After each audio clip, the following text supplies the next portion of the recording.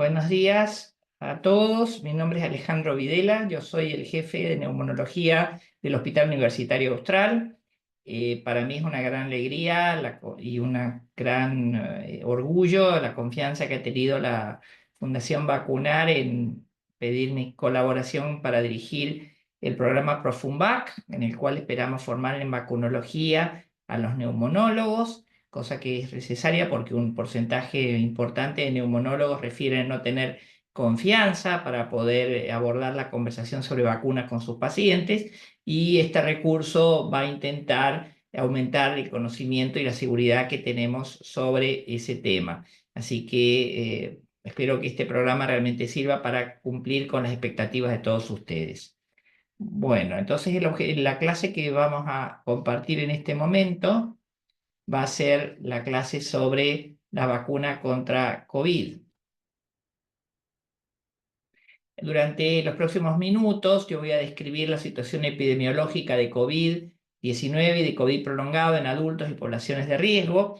Voy a revisar la efectividad y seguridad de las vacunas contra COVID en población general y en pacientes con enfermedad pulmonar crónica. Y voy a terminar presentando las recomendaciones nacionales vigentes a la fecha actual, abril del 2025, y de las guías de la especialidad. Entonces, para empezar la primera parte, una información de Estados Unidos de la semana pasada es que en Estados Unidos hubo 3.1 millones de nuevos casos de COVID en una semana, con casi medio millón de casos por día, con lo cual la transmisión de COVID en la comunidad de Estados Unidos es una de las más altas, de un 42 más o menos el 42% de la pandemia, o sea que es una transmisión bastante alta. Noticia que aparece al mismo tiempo de la cancelación de varias becas de investigación sobre COVID prolongado y reticencia a la vacunación en Estados Unidos. Es decir, es una mala combinación tener el virus dando vueltas y haber perdido mucho del recurso científico para poder estudiarlo. Así que esperemos que eso no suceda en todo el mundo, incluyendo la Argentina.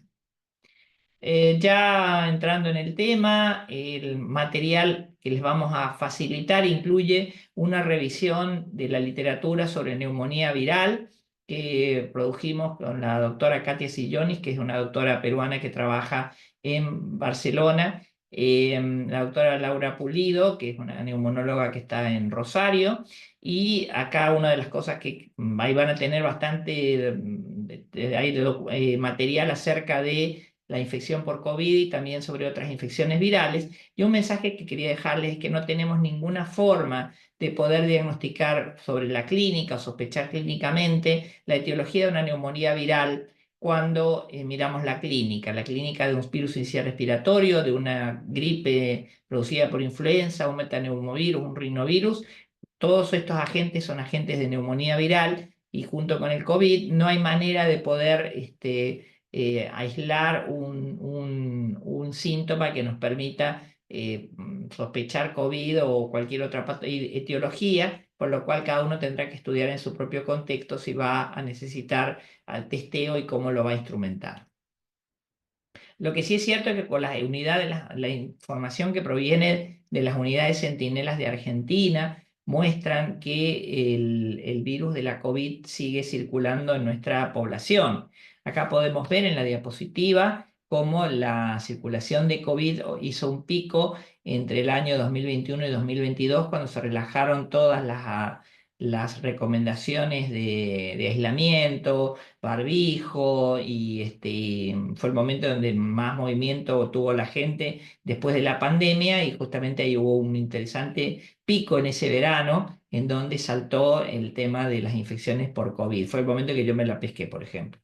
Entonces, bueno, después no hemos vuelto a tener otro pico así de espectacular de COVID. La circulación viral está dominada por la del virus sincicial respiratorio y la de influenza, pero sin embargo la actividad de COVID sigue presente a valores mucho más bajos.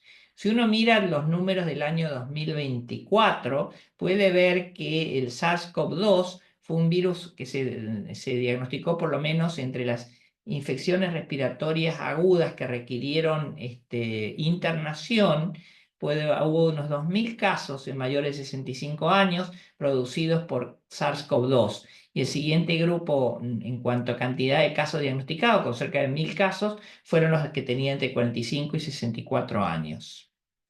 Con lo cual, SARS-CoV-2 es un agente de infección respiratoria aguda que necesita hospitalización y que sigue produciendo incluso infección respiratoria aguda grave en jóvenes. Es decir, acá si ustedes se fijan, el grupo donde pueden ver más la positividad de SARS-CoV-2 está en las edades medias de la vida, entre el grupo entre los 25 y los 55 años se ve bastante circulación en en las últimas semanas del mes del año entre 2024 y 2025, entre lo que estamos hablando en este momento, sigue circulando COVID y sigue produciendo infección respiratoria grave en jóvenes. El SARS-CoV-2 no se fue, cuanto mucho el virus de la gripe y el virus inicial respiratorio ocuparon su nicho ecológico, como si hubieran llegado al bar y lo echaron del bar al COVID, pero el COVID sigue ahí dando vueltas y de hecho lo mismo que nosotros vacunamos contra la COVID, contra la gripe en pandemia, aunque no la estábamos viendo, porque sabíamos que iba a volver a circular en algún momento, también con el COVID tenemos que seguir vacunando porque en algún momento este equilibrio se puede modificar. Estamos vacunando contra sincicial respiratorio que antes no lo hacíamos, puede bajar la circulación de sincicial respiratorio, puede volver a subir el COVID. Lo que sabemos hasta el momento es que parece que son virus que se alternan en su estacionalidad. Mientras que virus de influenza en el hemisferio norte, digo, en el hemisferio sur, ¿eh? El hemisferio norte es otra historia. En el hemisferio sur, el sincicial respiratorio y la influenza dominan la circulación durante el invierno y el COVID es un virus más de primavera y verano. Hay una serie de combinaciones de condiciones o de situaciones que nos hacen preocupar con respecto al futuro de la situación de la COVID. Uno, la amnesia pandémica. La pasamos muy mal, la gente tiende a olvidarse de las circunstancias desagradables y esto nos lleva a que haya un cierto fenómeno de amnesia pandémica que fue señalado por la OMS, por lo cual tendemos a olvidarnos de lo que pasamos y tender a que la pandemia nunca ocurrió. Por otro lado, tenemos este escenario de una circulación viral baja, con baja percepción de riesgo en la sociedad y con una baja tasa de vacunación y cansancio vacunal. Hay números de Estados Unidos que muestran que las personas están más dispuestas a vacunarse contra la gripe que contra COVID. También ahí se puede estar metiendo en esta desvalorización de la vacuna COVID, la reticencia vacunal y la adherencia a discurso antivacunas que cada vez está siendo más prevalente en muchos países, sobre todo en los grupos, paradójicamente, los grupos educacionales más educados. Hay investigaciones de Argentina, una de la doctora Vanessa Castellano, que muestran que los grupos más susceptibles a tener reticencia vacunal y a adoptar el discurso antivacunas son curiosamente los que mejor educación tienen. Entonces es muy importante este problema de la memoria selectiva, el olvidar verdades inconvenientes o historias de las personas marginalizadas, porque una verdad incómoda nos hace cometer el mismo error una y otra vez.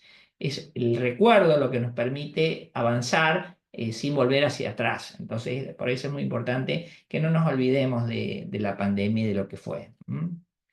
La circulación viral en Argentina está dominada en este momento por la variante JN1, que algunos dijeron que tendría que llamarse pirola porque tendría que haber merecido una letra griega, que surgió a mediados del 2022 derivada de la subvariante Omicron BA286, que tiene 30 mutaciones en la proteína espiga, en el cuernito que tiene el virus, que es el sitio de reconocimiento antigénico para nuestras defensas y para el mejor sitio para la producción de vacunas.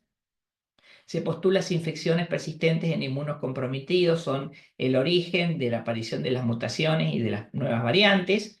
Tiene una alta capacidad de evasión inmune gracias a una mutación llamada L455S. Podría tener una capacidad de invasión celular del tejido pulmonar comparable a la variable delta. No es más intrínsecamente agresiva que otras variables Omicron, lo cual uno agradece. El hecho de que no haya tanta enfermedad aguda, que no veamos tanta enfermedad grave de importancia, es una combinación de la alta cobertura vacunal que tenemos, la alta frecuencia de infección previa, que ya hemos tenido un 50% de la población infectada, y esa combinación de vacuna previa, inmunidad híbrida por vacuna y infección natural, y la baja capacidad de daño biológico de la variante Omicron, en conjunto justifican que haya pocos casos graves. Pero tiene una alta transmisibilidad, ¿no? O sea, es más transmisible que las variantes que la precedieron, como la BA.2.86 y la HK3. En Estados Unidos, la ensalada se sigue produciendo gracias a esta cantidad de gente no vacunada, y por eso que ahora está creciendo una variante nueva que es la LP81, que sigue siendo una subvariante de Omicron, como la que precedió antes, que era la XEC. O sea, es muy difícil para los productores de vacunas poder generar vacunas orientadas específicamente a una subvariante cuando las variantes están continuamente cambiando. Y eso es lo que se trató de hacer con las vacunas monovalentes. Ahora voy a hablar un poquito de ese tema más adelante. Vamos a hablar ahora de eficacia de las vacunas y vamos a poner un poco el eje, el acento en los problemas que a veces tienen las vacunas en poder protegernos de manera suficiente. El primer tema es que las vacunas de COVID fueron uno de los grandes avances tecnológicos de la historia, y que se evitaron, gracias a la COVID-19, 20 millones de muertes. El problema es que esas muertes no están distribuidas por igual, y un poco diciéndolo con la palabra del escritor George Orwell: todos los países son iguales, pero algunos países son más iguales que otros. Los países que tienen más ingresos, los países de alto ingreso por per cápita, fueron las que más beneficio tuvieron en muertes evitadas por la vacunación, mientras que los de bajo ingreso y los de medianos y bajos ingresos tuvieron muchas menos beneficio que los de alto ingreso. Esto evidentemente tiene que ver con la capacidad de acceder a las vacunas y la capacidad de distribuirlas. Ahora sí, una de las metaanálisis que van a encontrar en la literatura, que les compartimos como lectura recomendada acompañando esta clase, es un metaanálisis que evaluó la efectividad a largo plazo. Efectividad, recuerden que es mundo real, de la vacuna COVID contra infecciones, hospitalizaciones y mortalidad en adultos. Puse el foco en adultos, soy médico de adultos, ¿no? La efectividad de la serie privada primaria para infección fue del 83% inicialmente, y decayó un 62% en el intervalo de los 4 meses posteriores. Para internaciones, la efectividad basal fue del 92%, y decayó a 79% en el intervalo de 200 a 251 días posteriores. Para mortalidad también tenemos una alta efectividad inicial, 91%, y 86% en los 168 a 195 días. Fíjense ustedes que la efectividad vacunal, y esto vamos a hablarlo más en detalle, es más baja para la variante Omicron, y en concreto para la B.1.1.529. Y ya vamos a hablar un poco, ahora estamos mirando más el impacto del tiempo en la efectividad de las vacunas. Cuando para la efectividad de los refuerzos, miramos recién la serie primaria, ahora estamos mirando los refuerzos, la efectividad es más baja. Tiene que ver también con que los refuerzos se dieron en una época en que circulaban variantes con más capacidad de escape inmune, como la Omicron. Entonces, 70% de estos refuerzos fueron capaces de evitar la infección, y 89% para evitar las internaciones. El primer mensaje de estas dos diapositivas es que vacunamos contra COVID no para evitar la infección, sino que vacunamos para evitar la enfermedad grave, las internaciones y la mortalidad. Y en esto decaemos con el tiempo, por lo mismo que cualquier otra cosa. Hay una frase del Papa que dice que el tiempo es superior al espacio, y con la vacunación COVID es bastante evidente. Es decir, no importa tanto cuántas dosis recibiste, sino cuánto recibiste la última. El tiempo de caída más o menos anda entre los 3 y los 6 meses. No es que se nulifique la respuesta inmunológica, pero disminuye de una manera significativa, y por eso la necesidad de revacunarnos.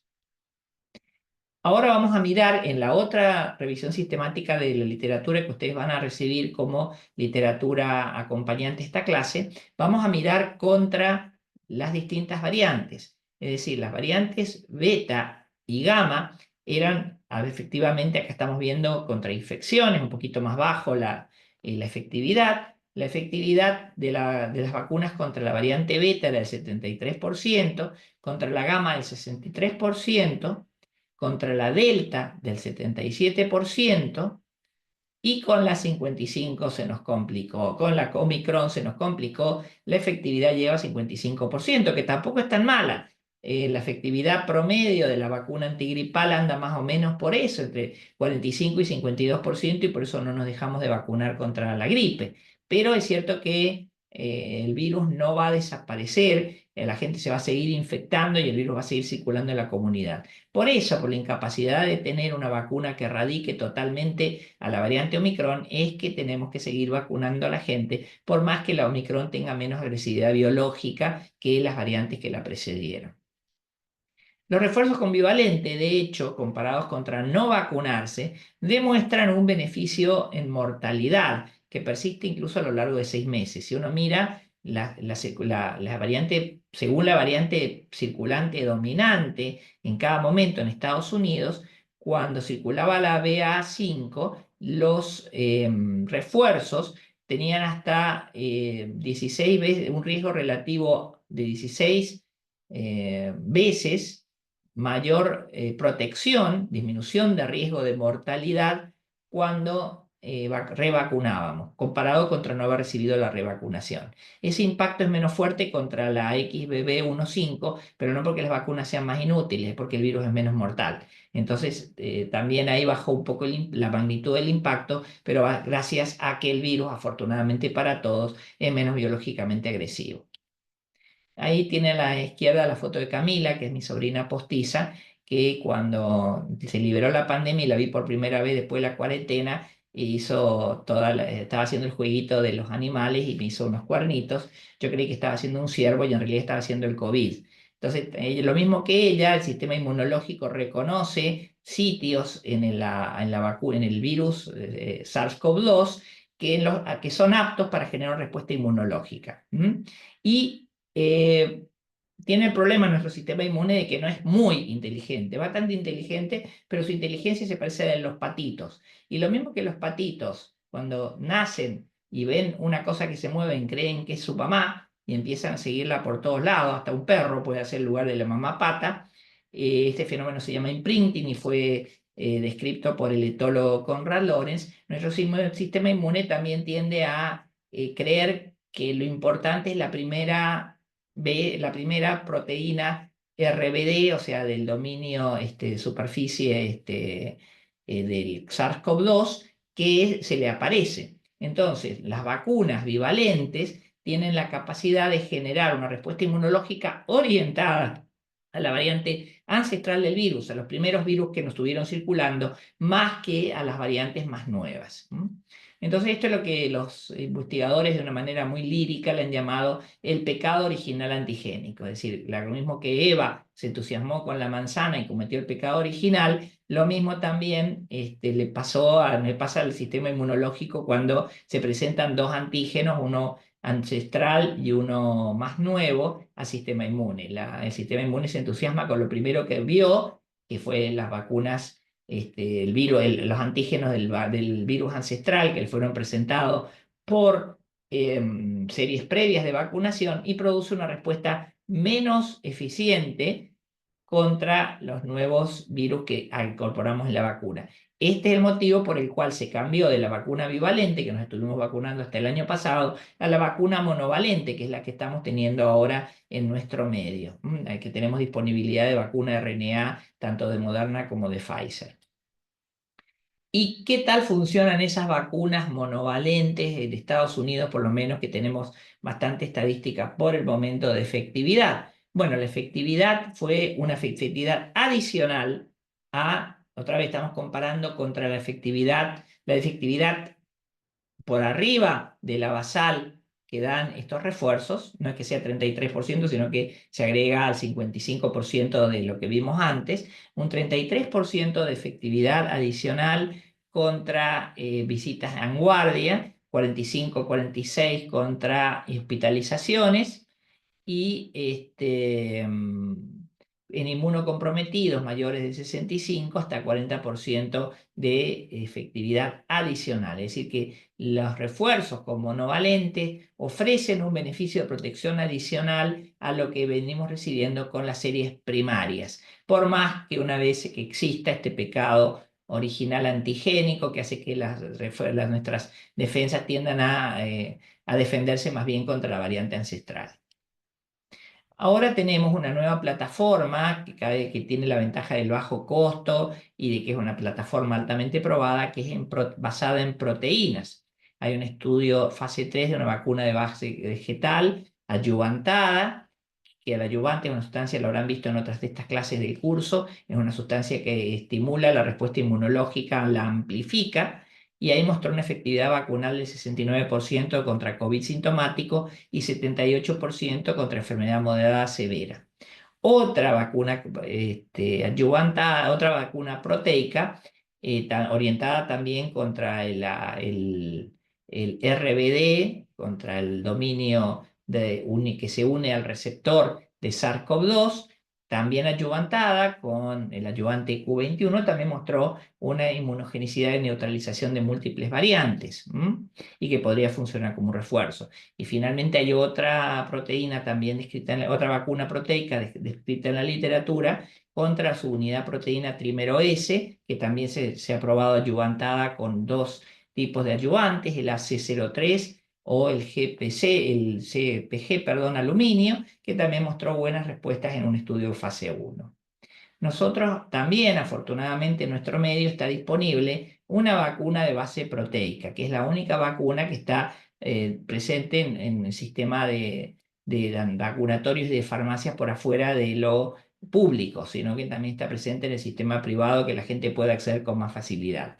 Esta es una vacuna proteica bivalente con adyuvante basado en hidróxido de aluminio, que fue diseñada contra otro dominio unión de receptor, que es el gamma, no el tradicional que usa la mayoría de las vacunas de plataforma RNA, y que fue probada con el resultado clínico de generación de anticuerpos en un ensayo clínico aleatorizado de 80 voluntarios jóvenes, del cual 46% fueron varones. La administración de la vacuna de base proteica, del ARVAC, demostró en estos estudios aumentar los títulos de anticuerpos neutralizantes contra las variantes ancestrales, la gamma, la delta, la omicron BA1 y la omicron BA2, independientemente, y acá podemos verlo en el trabajo original, de cuál fue el esquema primario que se pudo usar, porque hubo pacientes que recibieron la vacuna de Pfizer, hubo algunos que recibieron la de AstraZeneca, acá está la AstraZeneca, perdón, algunos recibieron la de Johnson Johnson.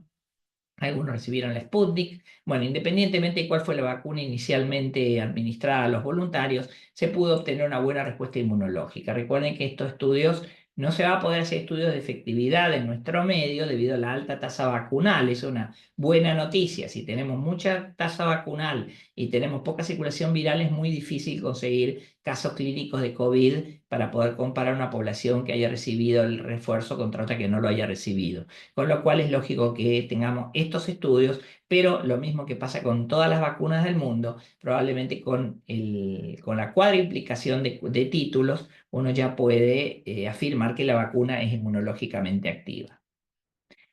Hablamos un poco del COVID prolongado, no voy a tratar en esta presentación de la clínica de COVID prolongado, me parece que no es lo que ustedes más quieren recibir, pero sí interesante ver dos efectos que tiene la vacuna contra COVID. El primero, que es muy interesante, la potencialidad de morigerar los síntomas de COVID prolongado. Acá hay un estudio realizado en el Reino Unido con una muestra de 28.000 personas que tuvieron COVID y que recibieron, que no habían sido recibidas en el momento de iniciar su enfermedad. Algunos habían recibido vacunación previa a la infección y se pudo comparar cómo fue la tasa de aparición de COVID prolongado en las personas que habían sido vacunadas contra las que no habían recibido ninguna vacunación.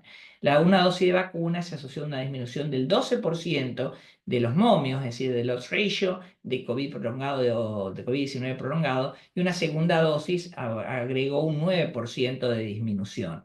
Es decir, que si uno miraba las probabilidades de tener COVID para un sujeto que hubiera recibido una primera dosis 24 semanas después de infectarse y una segunda dosis 12 semanas después, hubiéramos encontrado justamente este efecto de disminución paulatina del riesgo de aparición de COVID prolongado. También, y esto también se ha visto en cohortes del mundo real. Acá hay un estudio que tiene un montón de cohortes, tiene entre 20 millones de adultos incluidos, son cohortes de atención médica primaria en Reino Unido, Cataluña y Estonia, y ahí la chance de tener, la probabilidad de tener síntomas de COVID prolongados se disminuyó entre un 29 y 52% cuando la persona recibió las vacunas. El efecto lo tuvo cualquier vacuna y lo tuvieron con la vacuna de AstraZeneca y con la vacuna de Pfizer. Perdonen que use los nombres comerciales, pero creo que es lo que todos ustedes y yo entendemos. Ahora bien, en estadios clínicos, juntando toda la literatura, la vacunación completa, que puede administrarse antes de tener el COVID o inmediatamente luego, disminuye la probabilidad, es decir, que tiene un efecto de prevención y un efecto de morigeración de los síntomas, porque si eso se atribuye a un reseteo del sistema inmunológico producido por la vacuna. La vacunación completa disminuye la frecuencia de COVID prolongado y eso incluso también pasó en el predominio Omicron. En esta revisión sistemática de la literatura, que incluyó 32 estudios y casi 700.000 casos, 2 dosis se asociaron a una eficacia vacunal para COVID prolongado, solo para COVID prolongado, de 36% y 3 dosis 68%. Es decir, que mientras más dosis de vacuna recibe una persona, más posibilidades tiene de reseteo de su sistema inmune y disminución de riesgo de COVID prolongado. Los efectos adversos han sido un tema del cual ha corrido muchísima tinta. Es evidente que existe un aumento de riesgo de efectos adversos por la administración de las vacunas, pero en conjunto los beneficios superan a los riesgos. Esto puede, los riesgos, lo mismo que hay una ventaja de efectividad ligeramente superior en efectividad de las vacunas de plataforma RNA, también tenemos un poco más de efectos adversos de la vacuna RNA en general, mientras que para los efectos adversos locales, las que más peor toleradas en cuanto a más efectos adversos son tanto las vacunas RNA como las vacunas proteicas. En cuanto a efecto versus sistémico, el aumento de riesgo más o menos está entre un 13% para las vacunas virales, un 13% de aumento de riesgo y un 53% de aumento de riesgo para las vacunas proteicas y las vacunas de plataforma RNA. Pero este aumento de riesgo, ¿qué importancia real tiene y de cuánta frecuencia de eventos estamos hablando? Entonces ahí es lo que quería mostrarles, para mí lo más didáctico es tomar el efecto adverso que más le preocupa a la gente, que es la miocarditis. En un estudio nacional de Corea, se evaluaron cuántas miocarditis, una población totalmente controlada. En Corea hubo una tabulación de datos exhaustiva de todas las personas que tuvieron COVID, que se vacunaron, etcétera, y se vio cuál fue la incidencia nacional y los desenlaces de la miocarditis identificada como asociada a COVID, a vacuna, perdón, la vacuna contra COVID. Entonces, de esta miocarditis vacunal, que se evaluó en 44% de personas, 44 millones, perdón, de personas que recibieron al menos una dosis de la vacuna. De esos 44 millones de personas, hubo 1.300 casos, 1.500 casos reportados de miocarditis que fueron confirmados por un comité de adjudicación solamente en 480 casos. O sea que fue un caso por cada 100.000 personas, 1.08. El grupo de más riesgo de tener complicaciones potencialmente graves fue en los menores de 45 años. Se vio mayor riesgo también para la vacuna RNMA y fue, otra vez, es un evento extremadamente raro. Cuando se produce, en la rareza que se produce, también es raro que se produzca una cosa seria. Esto es más o menos en 1 de cada 5. Yo me acuerdo que el caso de miocarditis que vi en toda la vacunación de los pacientes que vimos en mi hospital, fue un caso en donde se pudo identificar la miocarditis en un ecocardiograma y en la semana siguiente, como teníamos dudas, programamos un segundo ecocardiograma y ese segundo que se hizo fuera de nuestra institución, el primero, El segundo no reveló ninguna miocarditis. Y en el medio los síntomas que tenía la paciente desaparecieron. Es decir, que son episodios extremadamente leves que aun cuando se producen. Y una manera también muy didáctica de verlo es compararlo de cuál es el riesgo de tener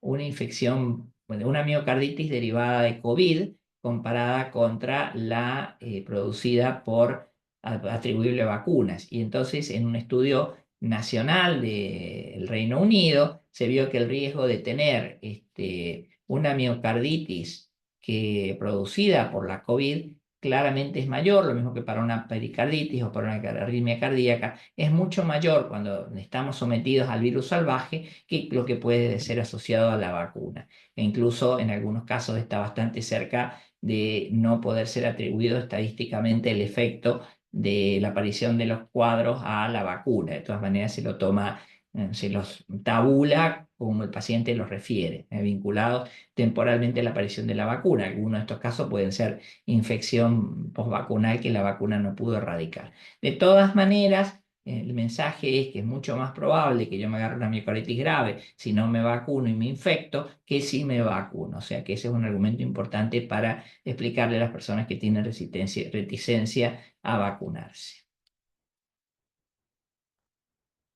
Entonces vamos a terminar la presentación hablando un poco de los pacientes respiratorios y las recomendaciones de vacunación en esta subpoblación.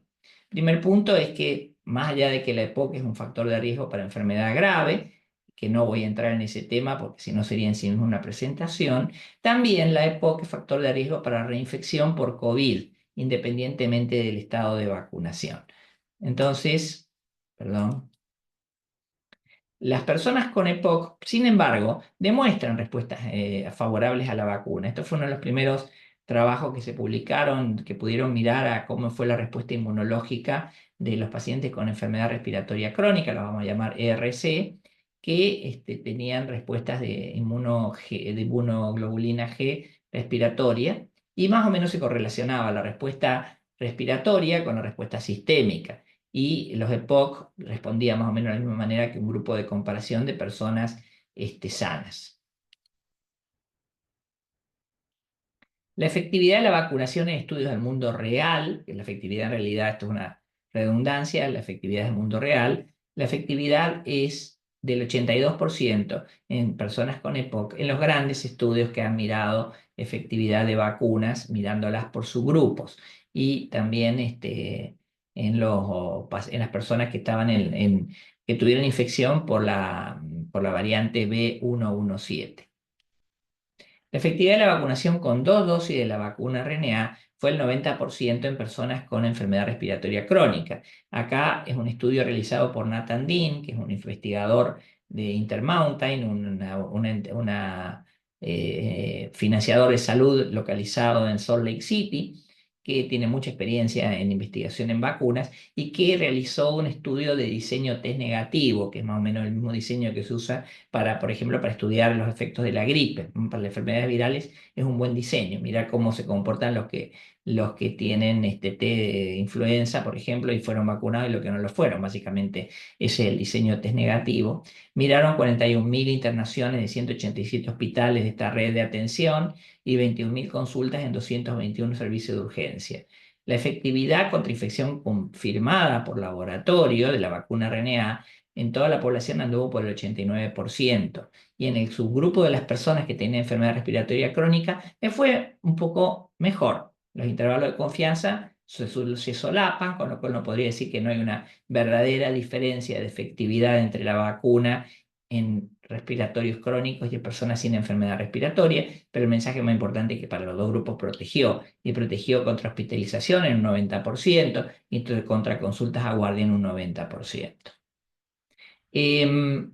Si uno mira series más grandes, como está Estados Unidos, también puede verse ese efecto, que es un poquito distinto, entre 40 y 60% en personas con EPOC y asma, y en general se ve para todas las vacunas. La efectividad más marcada se ve con las vacunas de RNA y menos con las vacunas de vector viral, que en este caso es la de Johnson Johnson. O sea que evidentemente la vacuna RNA, lo mismo que tiene ese un beneficio mayor de efectividad. Cuando apareció la vacuna, no solo que salimos a decirle a la gente que se vacune desde la asociación, sino que nos fuimos a vacunar nosotros mismos y sobre todo insistimos en que la seguridad de la coadministración de vacunas, intentamos, la experiencia científica posterior a este primer momento demostró que era seguro dar juntas la vacuna antigripal, la vacuna antineumocóxica y la vacuna de sincicial respiratorio. Todas se pueden administrar juntas y mejorar las oportunidades de vacunación. En este momento el Ministerio de Salud todavía no ha reformulado sus recomendaciones, y la recomendación es que para la persona que tiene una comorbilidad y tiene menos de 50 años tendría que recibir una dosis anual. Y las personas mayores de 50 años tendrían que recibir una dosis cada 6 meses. En este momento hay una recomendación de la DINASEI, de la comisión, perdón, no de la DINASEI, sino del Comité Asesor de Vacunaciones del Ministerio, en que se insistió en que era más fácil y que desde el punto de vista de evidencia estaba más o menos igual organizar las cosas para que nos diéramos un refuerzo de COVID anualmente, lo mismo que hacemos con la gripe. Y eso parece tener sentido considerando cosas como la baja tasa de circulación, la baja agresividad biológica de la Omicron, o sea que tiene sentido que no hace falta que estemos cada 6 meses, sino que lo podemos hacer una vez por año. ¿Y esto por qué? Porque por culpa de esta reticencia vacunal, de este olvido pandémico, para el año 2023 había casi 9 millones de personas de 50 años o mayores que no habían recibido refuerzos. No tengo estadísticas más actualizadas, pero es probable que el panorama sea igual o peor, que hay una gran cantidad de personas que son candidatos a vacunarse y que no han recibido la vacunación. Hace poquito presentamos de la asociación unas recomendaciones de vacunación para pacientes respiratorios, y acá pueden ver la vacuna contra COVID, que la recomendamos para las personas entre 18 y 64 años que no tenían enfermedades, que no tenían enfermedades pulmonares. La sugerimos que la podían recibir. Obviamente las personas con comorbilidades, tabaquismo, contacto cercano con personas que tienen que de riesgo si tienen influenza, los mayores de 65 sin comorbilidad y aquellos que habían sido internados en terapia intensiva o en una neumonía o un problema cardíaco también que la recibieron. Así que hay varios grupos de riesgo que tendrían que recibir la vacuna contra COVID. La ALAT realizó un poco después que nosotros también unas recomendaciones que están basadas en la metodología GRADE, y ahí generaron una evidencia, consideraron que la vacuna no estaba, o sea, mejor decirlo de esta manera, no hay una evidencia moderada de que la vacuna pueda protegernos contra COVID prolongado. Pero sin embargo, había una recomendación fuerte de vacunación porque en general la vacuna nos previene de la enfermedad grave. Entonces, si bien no estamos seguros que sirva para prevenir COVID prolongado, o por lo menos que el impacto no sea tan fuerte, por lo menos es seguro que la gente se tiene que vacunar, los pacientes respiratorios, por el tema de la enfermedad grave que pueden sufrir. Y con respecto a la posibilidad de vacunarse con monovalente contra bivalente, que es la situación que pasó en muchos países de nuestro medio en la época en que escribimos estas recomendaciones. Yo estuve dentro del grupo colaborador. La seguridad inclinaba la balanza hacia el uso de las monovalentes, en particular en adultos mayores. Y por eso que la recomendación de ALAT es también para recibir las dosis anuales de vacuna contra COVID. Pensando en principio, proponiendo el uso de la plataforma de RNA. Para terminar, el virus SARS-CoV-2 sigue siendo un agente relevante de enfermedad. Las vacunas disponibles presentan un perfil adecuado de eficacia y de seguridad. Parece ser necesaria la revacunación anual con refuerzos para optimizar la protección en presencia de variante Omicron.